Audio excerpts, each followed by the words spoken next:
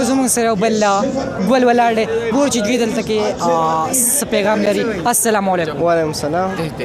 د ټول ناول موږ ته خپله خوږه نامه ووایه. نیاز محمد. جی تعلق د ډګرو. ډګرو. دلته څه لرالی؟ دلته بس عمران خان جلسه ومومي چې لاړ شو څنګه چل دی.